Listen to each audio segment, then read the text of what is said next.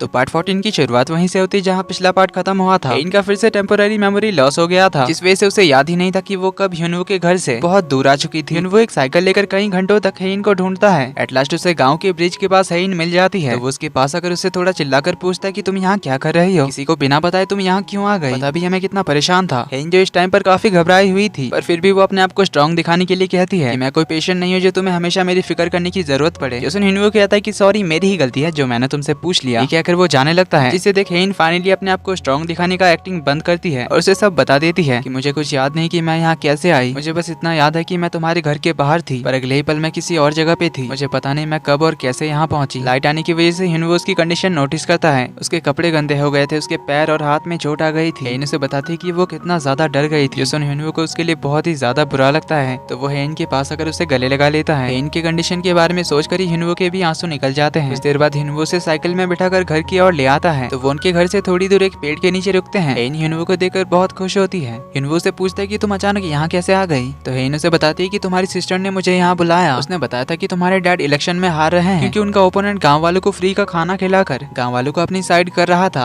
Heine शादी के बाद से एक बार भी यहाँ पे नहीं आई थी, इसलिए ह्यूनवू को बिलीव नहीं हो रहा था। तो उससे पूछता है कि फिर भी तुम यहाँ क्यों आ गई। हेइन कहती कि डैड बस फ्री का सूप पिलाने वाले से हार रहे थे तो मैं चुपचाप कैसे बैठ सकती थी। ह्यूनवू कहता है कि अच्छा तो इसीलिए तुमने काउंटर अटैक करके पूरे गाँव की दावत करा दी, इवन सभी के लिए इतने महंगे गिफ्ट्स भी लेकर आई। हेइन तो फुल प्राउड के साथ कहती कि तुम्हें तो देखना चाहिए था कि मैंने उस ओपोनेंट के प्लान पे कैसे पानी फेर दिया। जैसे ह्यूनवू तो हंसने लग जाता है और उसे हंसता हुआ देखकर हेइन भी स्माइल करती है। ह्यूनवू हेइन को देख ही रहा था, तभी उन्हें ह्यूनवू की फैमिली की आवाज सुनाई देती है जो लोग इतने बारिश में भी हेइन को ढूंढने निकले थे। मॉम तो पुलिस को भी बुलाने के लिए कह देती है, और तभी ये चारों पेड़ के पास पहुंच जाते हैं। तो यहाँ हेइन को देखकर उन्हें भी चैन पड़ता है। वहीं हेइन उन्हें इस तरह से देखकर हैरान थी क्योंकि वो लोग खुद बारिश में भीग कर भी उसे ढूंढ रहे थे। घर आकर भी उन्हें बस हेइन की ही चिंता थी। वो लोग उससे पूछने लग जाते कि तुम हमें बिना बताए कहाँ चली गई थी, हमें तुम्हारी कितनी चिंता थी। जो सब सुन ह्यूनवू ने ये सब पूछने से मना करता है। सुन डैड कहते हैं कि हमें माइंड मत करना, हम लोग यहाँ जल्दी सो जाते हैं। तभी मॉम आकर उन सबको बाहर ले आती है और ह्यूनवू और हेइन को रेस्ट करने के लिए कहती है। तो हेइन कहती कि मुझे हेयर ड्राई करने हैं। ह्यूनवू अपना हेयर ड्रायर ले आता है पर ये काफी पुराना हो गया था और हेइन इससे चला भी नहीं पा रही थी। ह्यूनवू जानता था कि ये हेयर ड्रायर कैसे ऑन होगा, इसलिए ह्यूनवू ही उसके हेयर ड्राई करने लग जाता है। इससे दोनों की ही हार्ट बीट फास्ट होने लगती है क्योंकि दोनों एक दूसरे की आंखों में ही देख रहे थे। तो बाल सूख गए हैं कहकर हेइन उसे रोक देती है। तो दोनों चुपचाप से बैठकर अपने दिल को शांत करते हैं। इधर हेइन के घर पे सूचेओल मॉम को हेइन का वीडियो दिखाने आता है, बताता है कि हेइन अपने इन लॉज के घर गई है और वहाँ से हेइन के कुछ वीडियोस वायरल हो रहे हैं क्योंकि ह्यूनवू की सिस्टर मिसॉन की एक दोस्त ने हेइन के उनके गांव में एंट्री से लेकर पार्टी अनाउंस करना, गिफ्ट देना, सब कुछ रिकॉर्ड करके सोशल मीडिया पर अपलोड किया था। मॉम तो ये सब देखकर हैरान होती है। अब इधर ह्यूनवू और हेइन के बीच ऑकवर्ड सी सिचुएशन बन रही थी क्योंकि काफी देर से दोनों चुपचाप ही बैठे हुए थे। तो ह्यूनवू से पूछता है कि क्या तुम्हें भूख लगी है, कुछ खाना चाहती हो तो बताओ मैं ले आता हूँ। तो हेइन उसे बताती है कि मैंने आज दिन में बहुत कुछ खाया था, जिससे फ्लैशबैक शुरू होता है आज दोपहर का, जब ह्यूनवू की मॉम एंड गाँव की सारी लेडीज हेइन की खातिरदारी कर रहे थे। हर किसी ने हेइन के लिए तरह तरह के डिशेस बनाकर लाए थे और हेइन ने उन सभी का खाना भी खाया था जो सभी मिसॉन की दोस्त ने रिकॉर्ड करके पोस्ट किया था। सभी लोग उसे बहुत प्यार से खाना खिला रहे थे। हेइन भी बहुत खुश होकर सभी के खाना खा रही थी। जो सब देखकर हेइन की मॉम कहती है ये सब हेइन के लिए कितना अनकंफर्टेबल था और हेइन इन सभी का लाया हुआ खाना क्यों खा रही है, वो भी इतना मुस्कुराते हुए। तो इन वीडियोस पे 3 लाख से भी ज्यादा व्यूज आ गए थे। हेइन की मॉम अपने पीआर टीम से इस मैटर को हैंडल करने के लिए कहती है। इधर हेइन बताती कि मैंने आज बहुत सारा खाना खा लिया है, पता नहीं मेरा वेट भी बढ़ गया होगा। हेइन उसे बताने लगती है कि उसने क्या क्या खाया था। तभी ह्यूनवू उसके हाथ का चोट देखता है। हेइन को अपने पैर में भी दर्द होता है क्योंकि उसके पैर में भी लगा था। इधर हॉल में ह्यूनवू की पूरी फैमिली बैठकर मॉम कहती है कि लगता है उन दोनों के बीच अब सब कुछ ठीक है, इसीलिए कोई भी उनके सामने डिवोर्स की बात नहीं करेगा। देन वो उन सबसे पूछते कि कहीं तुम में से किसी ने बाहर के किसी पर्सन को इस बारे में बताया तो नहीं है। ह्यूनते और मिसॉन कहते कि हमने तो नहीं बताया, पर यहाँ डैड ने अपने ही एक पड़ोसी दोस्त को बता दिया था। जो सुन मॉम तो उन पर काफी गुस्सा करती है। डैड कहते हैं कि डोंट वरी, वो किसी को नहीं बताएगा, मैं तो बस उसे इस मैटर में कंसल्ट करने गया था क्योंकि वो शादियों के मैटर में एक्सपर्ट है। पर मॉम डैड को अभी उस पड़ोसी के पास जाने के लिए कहती है, जानने के लिए कि कहीं उसने तो किसी और को नहीं बता दिया। डैड तुरंत आ जाते हैं अपने दोस्त सॉन्ग के पास, जहाँ सॉन्ग उन्हें बताता है कि मैंने किसी और को नहीं बताया, मेरी मॉम को छोड़कर। जो सुन डैड शॉक्ड हो जाते हैं, पर सॉन्ग बताता है कि तुम तो जानते हो कि मेरी मॉम हमेशा बातें भूल जाती है। इसका नमूना हमें अभी दिख जाता है क्योंकि सॉन्ग की मॉम मिस्टर बेक को अपना हस्बैंड समझ रही थी, अगले ही पल वो अपने बेटे को नहीं पहचान रही थी। मतलब उनकी मेमोरी आती जाती रहती है। सॉन्ग कहता है कि चिंता करने की जरूरत नहीं है, मेरी मॉम की जैसी कंडीशन है वो तो कब का भूल चुकी होगी। सॉन्ग पूछता है कि ह्यूनवू और हेइन में सब कुछ सही चल रहा है ना। डैड बताते हैं कि हाँ बिल्कुल सही चल रहा है, आज देखा नहीं कैसे मुझे सपोर्ट करने के लिए अचानक से हेइन आ गई। इसका मतलब साफ है कि वो दोनों अभी भी एक दूसरे से प्यार करते हैं और उनके बीच सब कुछ सही है। इधर ह्यूनवू हेइन के चोट पर बैंडेड लगा देता है, उसके हाथ में भी जो लगा था उसे क्लीन कर देता है और उसे कहता है कि तुम्हें कहीं भी अकेले नहीं जाना चाहिए क्योंकि तुम हमेशा अपने आप को हर्ट कर लेती हो। बड़े प्यार से उसके जख्म पर मेडिसिन लगा रहा था। हेइन अपने हाथ की रेखा देकर कहती है कि मेरी लाइफ लाइन कितनी इतनी छोटी है। हिनवू पूछता है तुम कब से इन सब पे बिलीव करने लगी? हेइन कहती नहीं करती, पर मुझे ये देखकर अच्छा नहीं लग रहा है कि मेरे हाथ में भी मेरी लाइफ लाइन इतनी छोटी क्यों है। वैसे भी मैं टर्मिनली इल हूँ और मेरे हाथ की लाइफ लाइन भी इतनी छोटी है, दोनों का मतलब सेम ही है। जिसने हिनवू थोड़ा जोर से कहता है कि तुम्हें कुछ नहीं होगा, तुम टर्मिनली इल नहीं हो, तुमने तो कहा था कि तुम कोई पेशेंट नहीं हो, तुम्हें पूरा भरोसा था तुम ठीक हो जाओगी, तुमने तो कहा था कि गॉड तुम्हारे साथ है और कोई ना कोई मिरेकल जरूर होगा और तुम ठीक हो जाओगी। तुमने जो यूरोप का बेस्ट मेडिकल सेंटर ढूंढा है, तुमने कहा था वो डॉक्टर सब कुछ ठीक कर देंगे, फिर तुम पूरी तरह से ठीक हो जाओगी। हेइन कहती मैंने ये तो नहीं कहा था कि वो लोग मुझे पूरी तरह से ठीक कर देंगे। तो हिनवू कहता है कि मैं बस ये कह रहा था कि वो लोग अपने फील्ड में बेस्ट हैं, तो वो लोग तुम्हें कम्प्लीटली ठीक कर देंगे। अब हिनवू की इस बात से हेइन के साथ हमें भी समझ आ जाता है कि हिनवू भी चाहता है हेइन पूरी तरह से ठीक हो जाए। तो ये सुन हेइन काफी हैप्पी होती है, उससे पूछती है क्या तुम ट्रीटमेंट के दौरान मेरे साथ चलोगे?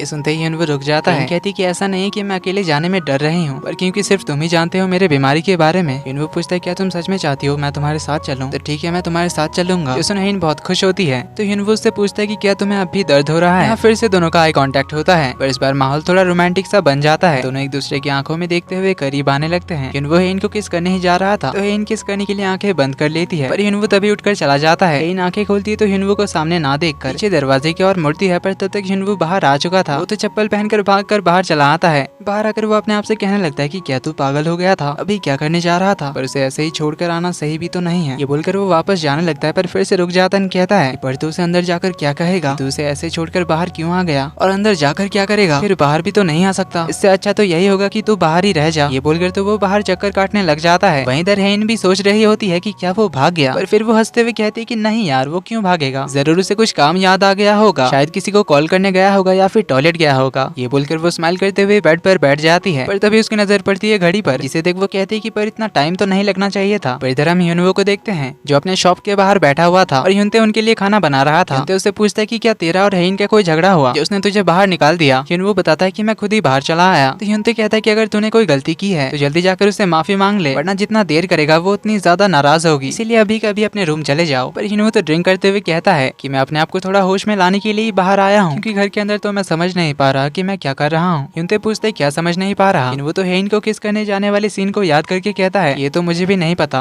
वहीं इधर हेइन तो अभी भी ह्यूनवो के आने का वेट कर रही थी। 45 मिनट्स बीत चुके थे। घड़ी को देखकर हेइन को तो अब गुस्सा आ रहा था, तो अपना फोन उठाती है, ह्यूनवो को कॉल लगाने जाती है, पर कॉल काट कर उसे मैसेज करती है कि अभी तुम कहाँ पे हो। तो ह्यूनवो काफी सोचने के बाद रिप्लाई करता है कि तुम पहले सो जाओ। जो देखे हेइन को तो बड़ा गुस्सा आता है। ये पहले सो जाओ का क्या मतलब है, मैं अकेले यहाँ पे सोऊं। अपने गुस्से को कंट्रोल करते हुए कहती है कि ठीक है अगर तुम यही चाहते हो। फोन फेंक कर बेड पर लेट जाती है, पर कुछ ही सेकंड बाद गुस्से में उठ जाती है। कहती है तो वो सच में भाग गया, पर क्यों, क्या मैं उसे जिंदा खा जाती, वो मुझसे इतना क्यों डरता है। बाहर कुत्ते बहुत भौंक रहे थे। हेइन खिड़की खोलकर उन्हें चुप रहने के लिए कहती है, तो वो कुत्ते भी डरकर भौंकना बंद कर देते हैं। हेइन फिर से बैठकर सोचने लग जाते कि वो मुझसे इतना क्यों डरता है, क्या मैं सच में इतनी डरावनी हूँ। इधर ह्यूनवो तो अभी भी ड्रिंक कर रहा था। ह्यूनते उसे घर वापस जाने कहता है, पर ह्यूनवो कहता है कि मैं थोड़ी और पीऊंगा। ह्यूनते कहता है कि हेइन तुम्हारा वेट कर रही होगी। तभी हेइन भी वहाँ पर पहुंच जाती है, जो दूर से उनकी बातें सुन रही थी। ह्यूनवो कहता है कि इसीलिए तो मैं नहीं जा रहा, वो सो जाएगी उसके बाद जाऊंगा। जो सुन हेइन गुस्से में वापस चली जाती है। इधर ह्यूनते पूछता है कि तू जाना क्यों नहीं चाहता। ह्यूनवो कहता है कि मैं कोई गलती नहीं करना चाहता। ह्यूनते कहता है लोग ड्रिंक करके गलती करते हैं। ह्यूनते कहता है कि मैं ड्रिंक करके ही कोई गलती नहीं करता, इसलिए मैं इतना ज्यादा ड्रिंक करूंगा कि मैं यहीं पे बेहोश हो जाऊंगा, पर आप मेरी बस एक मदद कर देना, मैं बेहोश हो जाऊं उसके बाद मुझे मेरे रूम में मत ले जाना। ह्यूनते को तो समझ नहीं आ रहा था इसे हो क्या गया, इसीलिए वो ह्यूनवो के लिए रैमयॉन बनाने के लिए जाता है और टल्ली ह्यूनवो अकेले ही बड़बड़ाने लगता है कि मैं उसे कितना नफरत करता था, वो जो करे उसके साथ जो भी हो मुझे कोई फर्क नहीं पड़ता था, मैं उसे इतना ज्यादा डरता था क्योंकि मैं उसे पसंद नहीं करता और शायद मुझे ऐसे ही करते रहना चाहिए। ह्यूनवो वहीं पे लेट जाता है और कहता है पता नहीं मैं वैसा क्यों नहीं कर पा रहा। ये बोलते हुए वो तो रोने लग जाता है। इससे हमें समझ आ जाता है कि चाहे ह्यूनवो जितना भी बोल ले उसे हेइन की कोई फिक्र नहीं है, वो हेइन को लाइक नहीं करता। पर सच तो यही है कि दोनों एक दूसरे से अभी भी उतना ही प्यार करते हैं जितना पहले करते थे, जो ये दोनों खुद भी जानते हैं, बस एक दूसरे को वो प्यार एक्सप्रेस नहीं कर पाते। तो इसी के साथ पार्ट 14 का एंड यहीं पर होता है। वीडियो पसंद आई तो वीडियो को लाइक कर देना, चैनल पर पहली बार आए तो do subscribe and hit the bell icon. जल्दी ही मिलते हैं अगले पार्ट में, तब तक के लिए take care and bye bye.